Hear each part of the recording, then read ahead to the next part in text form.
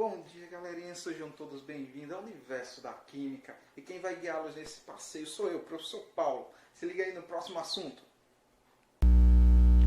Olá, bom dia, turminha. Aqui quem fala é o professor Paulo para mais aquela aula fechada, certinha. E hoje a pergunta é simples.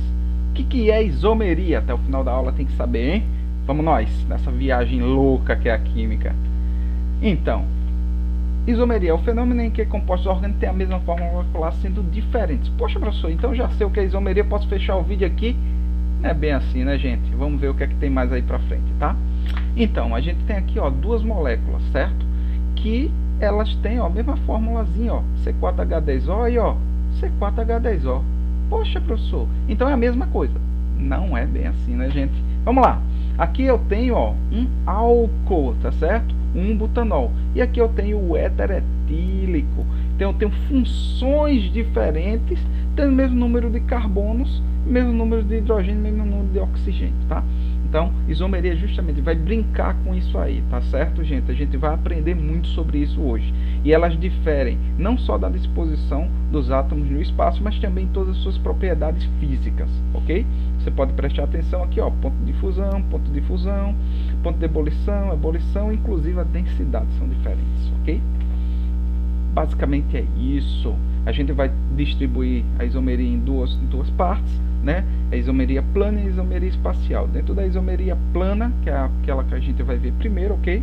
Temos a de cadeia, posição, função, metameria e tautomeria. Não está disposto aqui, que é um casozinho bem específico que a gente vai ver um pouquinho mais para frente, ok? Na isomeria de cadeia, certo? Que é a nossa o primeiro estudo da gente, a gente vai observar essa disposição no espaço, tá? Aqui eu tenho 4 carbonos, né? A formulazinha aqui, então ambas as estruturas aqui vão ter 4 carbonos também, tá? Só que isso daqui, ó, é uma cadeia aberta e não ramificada. Essa daqui é uma cadeia também aberta, mas é ramificada. Poxa, então uma é ramificada e a outra não é ramificada. Então, isomeria de cadeia, ok? No segundo exemplo aqui, a gente tem aqui, ó, uma aberta, certo? E uma fechada. Deixa eu só botar aqui para baixo. E uma fechada. Se a única diferença é essa, então a gente tem justamente a isomeria de cadeia, tá certo, gente? Então, isomeria de posição. Na isomeria de posição, a gente tem aqui uma função orgânica, que é um exemplo, pode ser dupla ligação, tripla ligação, assim por diante. Mas a gente tem aqui uma função orgânica, né? Essa é o álcool. Esse daqui é um álcool que está ligado no carbono 1, né? E nesse outro exemplo aqui, a gente tem o carbono ligado no carbono 2, né? Isso, essa parte da numeração a gente aprendeu em vídeos passados, tá? Certo? Então, por mudar só a localização da função, então é isomeria de posição, tá bom? Não só porque tem a função que vai ser isomeria de função, tá? A gente vai ver a de função mais para frente. Ok, então a gente vai ter aqui, opa, deixa eu só voltar, desculpem. Então a gente vai ter aqui, ó, no segundo exemplo, certo? Uma dupla ligação. Essa dupla ligação está no carbono 1, 2, né? E aqui, ó, nessa segunda molécula, está no carbono 2, 3. Então, mudou a localização, certo? Da dupla ligação. Então, se mudou a localização, a posição, isomeria de posição. Tranquilo, gente? Vamos lá. Isomeria de função. Na isomeria de função, a gente vai mudar a função orgânica, mas mantém o número de elementos, certo? Então, tem essa estrutura aqui, C2H6O, ok? E aqui é a disposição dela e aqui é a disposição dela. Nessa conformação aqui, a gente tem um álcool. Nessa segunda conformação, a gente passa a ter um éter, tá? Se você for contar o número de carbonos, hidrogênios e oxigênios, é o mesmo, mas mudou a função. Se mudou a função, isomeria de função, perfeito? A gente tem aqui também, a gente tem aqui também as funções aqui, né, essas moléculas aqui embaixo, né? A primeira, um álcool aromático, certo? Aqui, ó, a hidroxila aqui, tá? Um éter, ó, o O aqui separando CH3 e o anel benzênico, tá?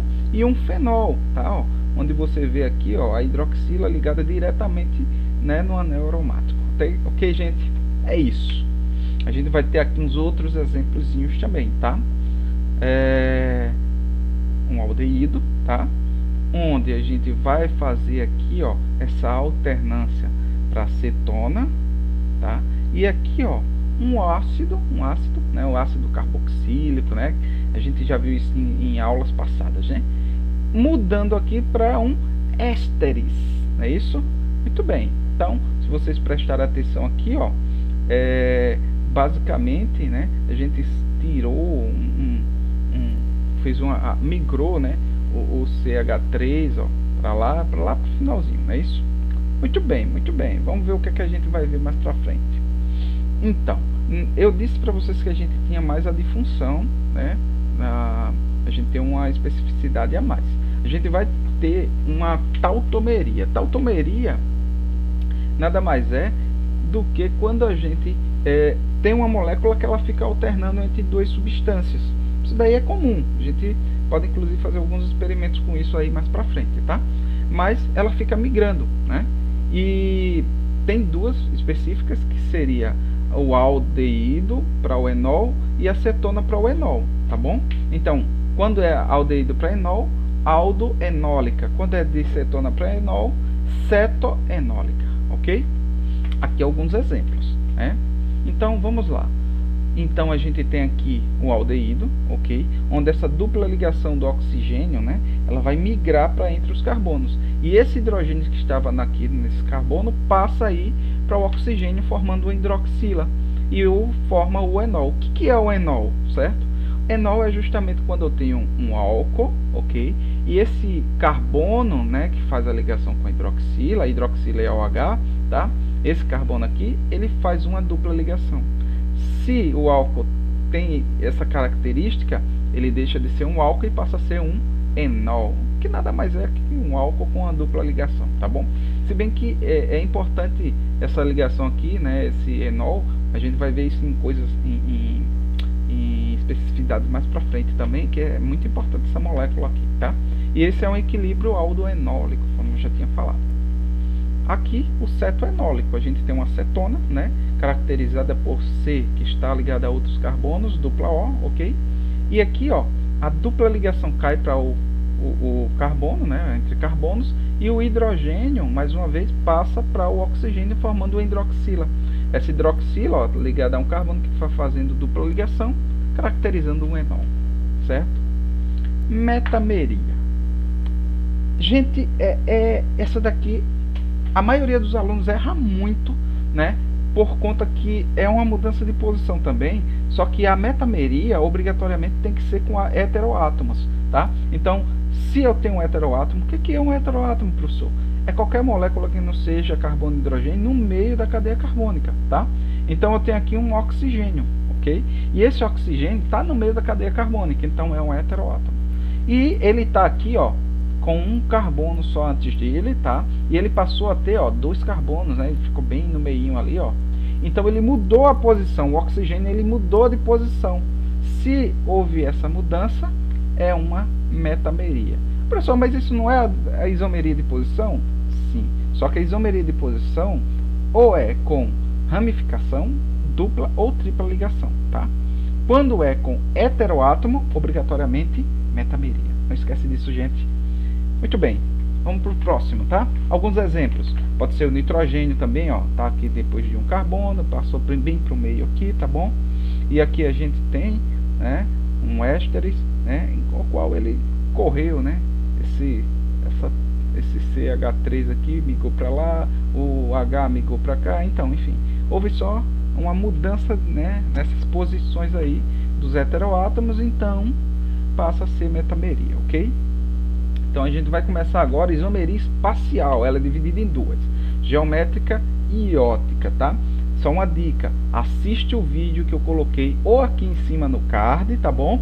Ou lá embaixo nos comentários, tá? É sobre a talidomida e é muito importante que vocês assistam eles, inclusive antes de prosseguir no vídeo. Já já a gente volta. Vamos lá: isomeria geométrica ou isomeria cis-trans, que é a primeira isomeria que a gente vai ver, tá bom? Ela tem algumas condições de existência, que daqui a pouco eu vou dizer para vocês, e a gente vai dar uma olhadinha só nessas estruturas aqui, tá? Ó, se você prestar atenção, a isomeria cis-trans, uma das coisas que ela obrigatoriamente tem que ter seria uma dupla ligação aqui entre os carbonos, tá certo? Essa molécula daqui, ela não está fazendo dupla ligação, certo? Então, esse carbono ele tem uma rotação, ele pode rotacionar, né? Então, essa molécula aqui é igual a essa aqui, é a mesma na verdade. Por quê? Por conta que não tem dupla ligação para prender, né, e ficar fixa aí e não fazer essa rotação, né, da molécula de carbono, ou melhor, do átomo de carbono, tá bom? Então, não caracteriza isso aqui isomeria geométrica, é a mesma molécula, tanto nessa conformação quanto nessa, ok? A gente já tem aqui um outro exemplozinho, né, bem taxativo, se vocês prestarem atenção, onde eu tenho uma dupla ligação aqui entre carbonos, deixando esses carbonos fixos, não podem rotacionar, tá? E, ó, uma condição de existência aqui, os átomos, as moléculas que estão ligadas a esse, os átomos mesmo, que estão ligados a esse carbono aqui, ó, eles obrigatoriamente têm que ser diferentes, ok? Não pode ser, por exemplo, 2CH3 aqui, e ele não entraria como isomeria, tá? Tem que ser diferente. Ah, professor, mas o de baixo aqui, não, de baixo pode, né? Não pode ser o mesmo carbono, tá bom? Então, olhando aqui, ó, a gente passando aqui, ó, essa linha horizontal, tá? A gente vai ver que, ó, é diferente aqui, só que aqui eu tenho, ó, as estruturas mais pesadas, CH3, CH3. Do outro lado são hidrogênios, né? Massa molecular muito pequena. E aqui, ó, esse é justamente tão contrário desse, ó. Um CH3 está embaixo, outro está em cima. Isso daqui caracteriza, ó, uma molécula cis, tá? Ou seja, está do mesmo lado. Trans, lados opostos, tá bom? Muito bem. A gente vai ver mais aquilo ali, tá? Então aqui também é em moléculas cíclicas, gente, tá bom? Se vocês prestarem atenção, ó, os ligantes dessa molécula aqui, ó, são diferentes do carbono. Esse carbono aqui pode ser? Não, não pode. Por quê? Porque ele está ligado a 2 hidrogênios, são átomos iguais. Aqui é diferente, CH3 e hidrogênio, ok? E essa molécula ela não pode rotacionar porque aqui, ó, ele está fazendo ciclo, né? Ela tem 2 ligações aí fixas, então não rotaciona, tá? Então, ó, pode haver isomeria, ok? Então, nesse caso aqui é a cis, nesse caso aqui é a trans, ok? Vamos lá. Isomeria óptica, tá, gente? Qual a diferença de luz comum para luz polarizada? A luz comum, ela vai para todas as direções. A luz polarizada, ela passa por um polarímetro, que nada mais é do que um prisma, tá certo? E esse prisma faz com que essa luz, ela vibre e se propague em um plano reto, certo? Vertical, ok? A partir daí, a gente pode passar essa luz por algumas substâncias, e essas substâncias vão desviar esse plano de luz, tá? Uma para a direita, outra para a esquerda, e a partir daí elas recebem nomes distintos, ok? Aqui é o que acontece, tá certo? Ó, a dispersão da luz passa por um polarímetro e ele vai vibrar só em um sentido, ok? As substâncias, existem 2 tipos de substâncias nesse caso que a gente vai avaliar, né? São opticamente inativas, né? Não desviam a luz da vibração da luz do polarímetro, e as opticamente ativas são aquelas que vão desviar, certo? Essa luz aí, ok? Aí a gente tem o exemplo da destrógera, de direita, certo? Lembre esse, de direita, tá? É destrógero, ok? Então ele vai desviar essa luz para a direita, ok? E a levógera, que seria desviar a luz para a esquerda, ok? Imagem especular, que é a imagem invertida. Então, como é que a gente vai fazer essa identificação, certo? De enantiômeros, de astereisômeros, como é que a gente vai fazer isso, certo? O par de enantiômeros, eles são imagens especulares. O que é imagem especular, professor? Pense na mão, tá? As suas mãos são imagens especulares, tá bom? Elas são idênticas, porém contrárias, né? Você vê aqui, ó, né? Dedo todos certinhos, tá vendo, ó? Só que quando você vai tentar sobrepor uma sobre a outra, a ordem dos dedos é invertida. E, inclusive, ó, os dedões também são invertidos, certo?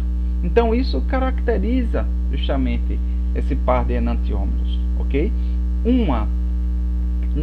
O par de enantiômeros não é sobreponíveis, tá bom? Não consigo colocar uma em cima da outra.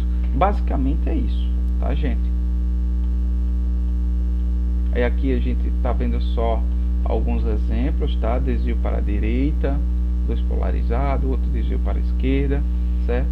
Então aqui a gente vai ter o par de enantiômeros, né? Que é o que gira para a direita ou que gira para a esquerda, ok? O que é uma mistura racêmica? Mistura racêmica é quando a gente tem substâncias, né? Que metade dela desvia para a direita, metade desvia para a esquerda, e por elas ter a mesma quantidade, elas se anulam, fazendo com que essa luz passe reta como se não tivesse substâncias opticamente ativas. Isso acontece? Acontece, gente. E o vídeo, mais uma vez, vai estar aqui no card ou lá embaixo, tá? Sobre talidomida, explica muito bem isso e é importante, inclusive cai de imagem vestibular, é bom vocês darem uma assistida, tá bom? Beleza, vamos continuar. Ok. O que é um carbono quiral? Carbono quiral é qualquer carbono, certo? Que tem os seus 4 ligantes diferentes, certo? Então, se eu tenho um carbono que tem 4 ligantes diferentes, eles são um carbono quiral. Se você prestar atenção aqui, ó, hidrogênio CH3OH, hidroxila, né? CO2H, né? Então, ele tem todos os seus ligantes diferentes, então ele é um carbono quiral, ok?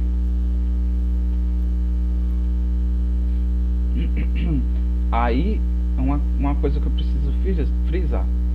Substâncias opticamente ativas, certo? Enantiômeros, por exemplo, eles obrigatoriamente têm que ter carbonos quirais, tá? E quanto mais carbonos quirais a molécula tem, maior o número de isômeros que ela possa ter, tá? Aí como é que a gente vai fazer essa contagem de isômeros? A gente tem essa formulazinha, 2 elevado a n, onde o n é o número de carbonos quirais que existe na molécula, tá?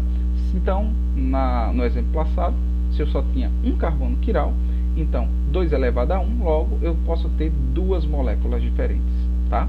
Ou 2 isômeros. Esse foi o exemplozinho passado, certo? Do ácido lático, inclusive. Ok, já essa molécula aqui, ó, ela tem 3 carbonos quirais. Então, 2 elevado a 3, 8. Então, eu posso ter 8 enantiômeros, ou seja, 8 moléculas diferentes, tá, gente? Beleza? Esse daqui, né, a gente tem aqui justamente a talidomida, né? Lembre do vídeo do cardzinho que eu postei, tá? É importante vocês assistirem. E ele está mostrando aqui onde é justamente o carbono quiral dessa molécula, fazendo com que essa molécula possa rotacionar ou para a direita ou para a esquerda, certo? Sendo levógeno, destrógeno, enfim. E a partir daí tendo funções, né, diferentes, certo? E é isso, gente. Então, ficamos por aqui. Mais uma vez, um abraço a todos. Espero que tenham gostado, tá? E qualquer dúvida, só é mandar lá no WhatsApp. Abraço a todos. Tchau, tchau.